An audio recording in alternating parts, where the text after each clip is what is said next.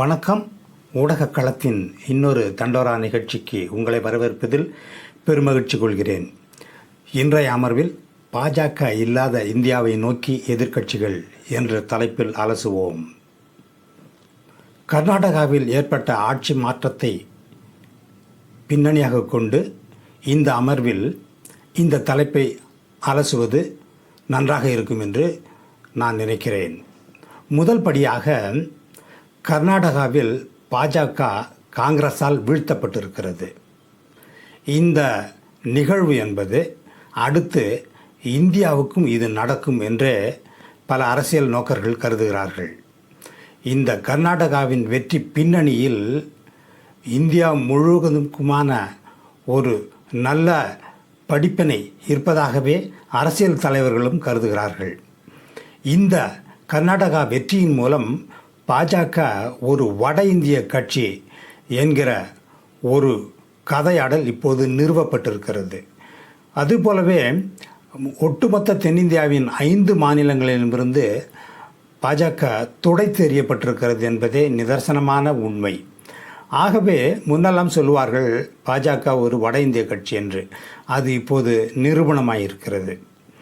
இப்போதும் கூட இந்தியாவில் உள்ள 30 சட்டமன்றங்களில் பாதி, அதாவது 15 மட்டுமே பாஜக ஆட்சியில் இருக்கிறது.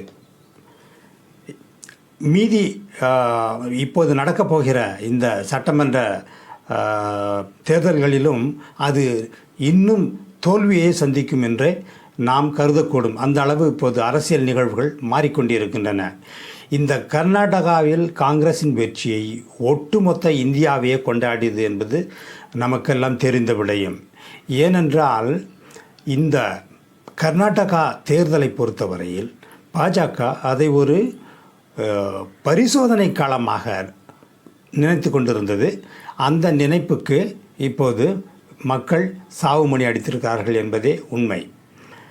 இந்த நிகழ்வினுடைய அடுத்த கட்டமாக நாம் கடந்த 20ஆம் தேதி இந்திய தேசிய காங்கிரஸ் ஆட்சி கர்நாடக மாநிலத்தில் திரு சித்தராமையா தலைமையில் பெங்களூருவில் பதவி ஏற்றுக்கொண்டது. துணை முதலமைச்சராக திரு டி.கே. சிவகுமார் அவர்கள் பதவியேற்றுக்கொண்டார். அந்த நிகழ்விலே இந்தியா முழுவதிலும் இருந்த பாஜக அல்லாத முதல்வர்கள், பாஜக அல்லாத தலைவர்கள் மற்றும் காங்கிரஸ் முதல்வர்கள், காங்கிரஸ் தொண்டர்கள் என மிகப்பெரிய ஒரு வரலாற்று நிகழ்வு போல் அந்த நிகழ்வு கொண்டாடப்பட்டது. இந்த தேர்தல் வெற்றியை பொறுத்தவரையிலும் இந்திய சமகால தேர்தல் வரலாற்றில் கண்டெம்பரரி எலக்டோரல் பாலிடிக்ஸ் கர்நாடகாவில் காங்கிரஸின் வெற்றி மிக முக்கிய நிகழ்வாக பார்க்கப்படுகிறது. நடுநிலையாளர்கள் என்று சொல்லப்படுகிற ஊடகவியலாளர்கள் இந்தியா முழுவதுமாக இந்த வெற்றியை பற்றி விமர்சிக்கும் போது இது உண்மையிலேயே பாஜக காங்கிரஸ் என்ற ஒரு தன்மையிலிருந்து விலகி பொதுமக்கள் வெறுப்பு அரசியல், இந்த ரெண்டுக்குமான ஒரு போட்டியினுடைய விளைவாகவே இந்த நல்லதொரு வெற்றி கிடைத்திருக்கிறதாக கருதுகிறார்கள். அதைவிட மிக முக்கியமாக நம்ம பார்க்க போவது என்னென்னா, இந்த பாஜகவின் வெறுப்பு மற்றும் வகுப்புவாத அரசியலுக்கு, ஹேட் அண்ட் கம்யூனல் பாலிடிக்ஸ்க்கு மிகப்பெரிய முற்றுப்புள்ளியை கர்நாடக மக்கள் வச்சிருக்கிறாங்க. தேர்தல் பிரச்சாரத்தின் போது பாஜக தலைவர்கள் அனைவருமே ஊழலை பற்றி அவங்க அட்ரஸ் பண்ணவே இல்லை. அவங்க மெயினாக பேசுனது எல்லாமே பார்த்திங்கன்னா வெறுப்பு அரசியல் மற்றும் வகுப்புவாத அரசியல் தான். அதுக்கு மக்கள் தகுந்த பாடம் கொடுத்துருக்குறாங்க. காங்கிரஸ் தன்னுடைய பிரச்சாரத்தின் போது வெறுப்பு மற்றும் வகுப்புவாத அரசியல் கூட சேர்ந்து ஊழலையும் பிரச்சாரம் பண்ணாங்க. ஆனால் ஊழல் என்பதை விட வெறுப்பு மற்றும் வகுப்புவாத அரசியலுக்கு மக்கள் கொடுத்த அடியே மிகப்பெரிய மரண அடி என்று நாம் கண்டிப்பாக அதை ஒத்துக்கொள்ளத்தான் வேண்டும். ஊழலை விட வெறுப்பு மற்றும் வகுப்புவாத அரசியலே முக்கியத்துவம் என்று நாம் பேசும்போது இன்னொரு முக்கியமான ஒரு விஷயத்தை நம்ம மறந்துடக்கூடாது. ஊழல் எல்லா இடத்துலையும் பரவி இருக்குது. இப்போ நம்ம ஊழல் இல்லாத அரசியல் கட்சியே இல்லைங்கிற மாதிரி இருக்குது. ஆனால் இந்த வகுப்புவாதம் வெறுப்பு அரசியலுங்கிறது பாஜக மட்டும் இருக்கிறதுனால இதை மெயினாக நம்ம வெற்றி கொள்ள வேண்டிய ஒரு காலத்தின் கட்டாயத்தில் இருக்கிறோங்கிறதால தான் இந்த தேர்தல் வந்து முக்கியமானதாக கருதப்பட்டது. 2024 பாராளுமன்ற தேர்தல் சூழலில் மாநில தேர்தல் ஆனால் தேசிய முக்கியத்துவம் வாய்ந்த ஒரு தேர்தலாக இந்த கர்நாடக தேர்தல் கருதப்பட்டது. ஏன்னா பாஜகவை காங்கிரஸ் நேருக்கு நேராக வீழ்த்தி இருக்கிறது. இப்போ இதில் அலையன்ஸ் பாலிட்டிக்ஸே கிடையாது, அலையன்ஸே இல்லை. இப்போ பாஜகவும் அலையன்ஸ் வைக்கலை, காங்கிரஸும் அலையன்ஸ் வைக்கலை, அதே மாதிரி ஜனதாதளும் வந்து அவங்க தனியாக தான் நின்னாங்க. ஸோ இந்த மாதிரியான நேரடி மோதிக்கொள்ளத்தில் பாஜக வீழ்த்தப்பட்டிருக்குங்கிறதால இதை ஒரு பாராளுமன்ற தேர்தல் மாதிரியே தான் இந்திய மக்கள் இதை உற்று நோக்கியிருந்தாங்க. இப்போ இந்த பதவியேற்பில் கலந்து கொண்டவர்களை வைத்து இதன் முக்கியத்துவத்தை நாம் உணர்ந்து கொள்ள முடியும்.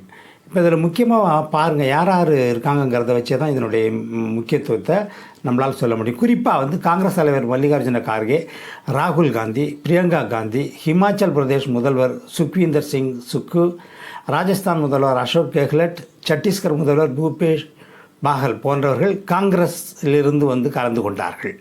பாஜக அல்லாத கட்சிகளின் தலைவர்களாக பீகார் முதல்வர் நிதிஷ்குமார், பீகார் துணை முதல்வர் தேஜஸ்வி யாதவ், ஜம்மு காஷ்மீரின் முன்னாள் முதல்வர் ஃபருக் அப்துல்லா, மெஹபூபா முஃப்தி, மகாராஷ்டிர முன்னாள் முதல்வர் சரத்பவார், சிபிஐ தலைவர் டி ராஜா, சிபிஐ எம் தலைவர் சீதாராம் யெச்சூரி, தமிழ்நாடு முதல்வர் மு.க.ஸ்டாலின், விடுதலை சிறுத்தைகள் கட்சி தலைவர் தொல் திருமாவளவன், மக்கள் நீதி மய்யம் கட்சியும் நடிகருமான கமலஹாசன், சினிமா நடிகர்கள் சிவராஜ்குமார், துன்யா விஜய் போன்றவர்கள் கலந்து கொண்டதிலிருந்து இந்த பதவியேற்பு நிகழ்வு என்பது மிகப்பெரிய ஒரு ஸ்டார் நிகழ்வாக இந்திய மக்களால் கொண்டாடப்பட்டது என்று கூற வேண்டும். இப்போ இந்த நேரத்தில் இந்த பாஜக அல்லாத தலைவர்களின் அணிவகுப்பு, இந்த அணிவகுப்பு அதாவது இப்போ நடந்த அணிவகுப்புங்கிறது வந்து வருகின்ற பாராளுமன்ற தேர்தலுக்கான எதிர்க்கட்சிகளின் ஒற்றுமைக்கு அச்சாரமாக பார்க்கப்படுகிறது. இதில் நீங்கள் நிறைய அரசியல் நோக்கர்கள் இதை பற்றி கமெண்ட் பண்ணும்போது இந்த விஷயங்களெல்லாம் அவங்க மிக தெளிவாக சொல்கிறாங்க. எதனால் இது முக்கியத்துவம்னா, இப்போ இந்த ஒற்றுமை, இதே ஒற்றுமை தொடர்ந்துச்சுன்னு வைங்க, இன்னும் இந்த வருஷம் முழுக்க தொடர்ந்து மே 2024 வரலையும் தொடர்ந்தால் கண்டிப்பாக இது ஒரு மிகப்பெரிய அரசியல் மாற்றத்தை ஏற்படுத்தக்கூடிய ஒரு முக்கியமான விஷயமாக இருக்கும். அதே மாதிரி இது ஒரு தொடக்க புள்ளி தான். இப்போ இந்தியிலேருந்து இந்த தேர் நடக்க ஆரம்பிச்சிடுச்சு, தொடங்கிடுச்சு. இது முடிகிற இடத்துல கண்டிப்பாக பாஜக என்பது இந்திய அரசியல் தேர்தல் காலத்திலிருந்து முற்றுமாக துடைத்து எடுக்கப்படும் அப்படிங்கிற ஒரு நம்பிக்கையோடு தான் அன்னைக்கு அவங்க கூடினாங்க. இப்போ இதில் நம்ம பார்த்தோம்னா அங்கே கூடியிருந்த மக்களுடைய மகிழ்ச்சி தலைவர்களுடைய ஒற்றுமையை வலுப்படுத்தியது. எவ்வளோ பெரிய மகிழ்ச்சியாக அந்த விஷயத்தை அவங்க கொண்டாடினாங்க. அந்த அரங்கம் முழுக நிரம்பி இருந்தது. ஒவ்வொருத்தர் அவ்வளோ பேர் மகிழ்ச்சியாக இருந்ததால் தான் இந்த நிகழ்வு நமக்கு மக்கள் இவ்வளவு பாஜகவை வீட்டுக்கு அனுப்பணுங்கிறதுல ஒற்றுமையாக இருந்திருக்காங்க அப்படிங்கிற ஒரு விஷயம் அன்றைக்கி ஊடகம் முழுக்க வெளிப்படுத்தப்பட்டது. எல்லா ஊடகங்களும், தேசிய ஊடகங்கள், மாநில ஊடகங்கள், எல்லா ஊடகங்களும் அங்கே போய் இந்த மக்களுடைய மகிழ்ச்சியை அவங்க எப்படி ஒற்றுமையாக இதை ஃபேஸ் பண்ணாங்க அப்படிங்கிறத வெளிப்படுத்திக்கிட்டே இருந்தாங்க ஊடகங்கள்.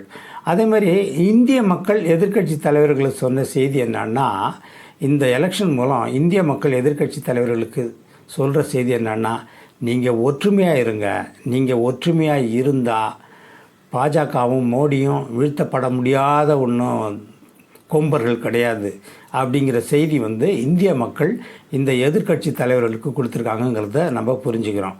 அதே மாதிரி எதிர்க்கட்சி தலைவர்கள் இந்திய மக்களுக்கு சொல்கிற செய்தி என்னன்னா, மக்களே நீங்கள் தான் எங்களுடைய எஜமானர்கள், நீங்கள் கவலைப்படாதீங்க, நாங்கள் ஒன்றா தான் இருக்கோம், நாங்கள் ஒன்று சேர்ந்து இந்த பாஜகவை கண்டிப்பாக வீழ்த்துவோம் அப்படிங்கிற செய்தியை எதிர்க்கட்சி தலைவர்கள் எல்லாமே இந்திய மக்களுக்கு இந்த எலெக்ஷன் மூலம், இந்த எலெக்ஷனுடைய அந்த பதவியேற்பு விழா மூலம் சொல்லியிருக்காங்கங்கிறத நம்ம தெரிஞ்சுக்க முடியும்.